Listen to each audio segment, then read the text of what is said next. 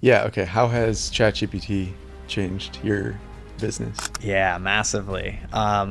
It's actually a big part of the reason why, and I'm sure we'll talk about this later, but I started a coaching business helping other entrepreneurs create and scale their businesses.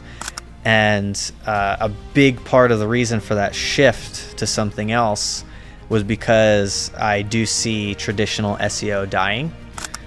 Google's already losing tons of search share, market share to social media platforms, and then now also AI and ChatGPT.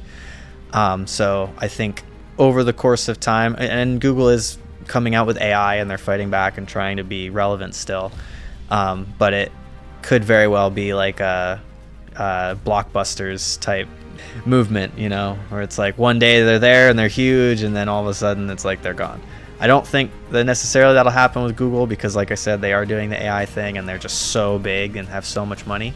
But I guess the ways that ChatGPT has changed SEO is everybody is able to create content at scale now with very minimal effort. Mm-hmm. Granted, Google, their stance has fluctuated on AI content, and most recently it's gone down the hill and they don't like AI content. But they've done certain things to kind of fight back against that. Like there's a recent patent that I was reading about called information gain. And it's this idea that your article is more likely to show up in the Google search results if there's new information that was not previously existing anywhere else online. Mm-hmm. So if you brought something in like new data, a new study, or you did a compilation of other studies and pulled something out of that to create something new, some kind of new insight, that's going to help you end up ranking. But overall, it's just made SEO less valuable and more competitive.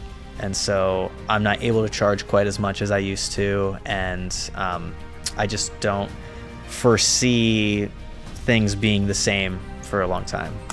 Yeah, it's almost like a double whammy there, because it's, first of all, more people have access to it, to just like immediately creating articles that are SEO optimized. And then also the fact that not like there are people, I have plenty of friends who like their search engine is ChatGPT. Like they don't use Google anymore. They just immediately ask ChatGPT.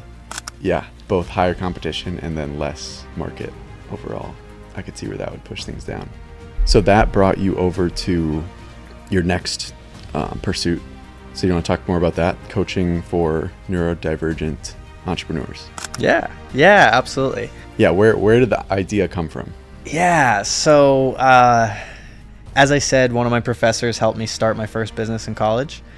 And ever since I had that experience in college where I had a professor who, you know, they were just a part-time professor, like they had a business that they ran full-time and they had other things that they were doing, and they were just teaching purely out of desire. Just they were passionate about teaching people this business world and how to create businesses. And I was always so inspired by that because it had such a massive impact on my life.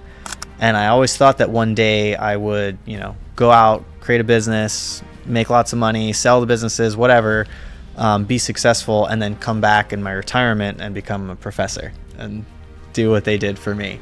And what I realized is that I don't have to wait until I'm like 50 or 60 years old to go do that. Like I can help people now, and the fact that I'm doing it like through direct coaching as opposed to being a professor, I can help them a lot more and achieve a lot more quickly, achieve results a lot more quickly. So we can go from concept or idea to an actual business in a much shorter time frame because we're actually dedicating that time as that coach-client relationship. So yeah, it was born out of passion. I've been an entrepreneur for over 10 years. I've always loved being an entrepreneur, and I love collaborating with other entrepreneurs and teaching people and helping people. And it's just kind of, it's just my passion. Yeah. Did you ever go the traditional route? Did you ever have like a 9-to-5? I never had like an office job. I've had regular jobs. Like I worked fast food. I worked at a GameStop for a little while, Starbucks, stuff like that. But I've never had like a traditional 9-to-5 office job or a corporate job. No.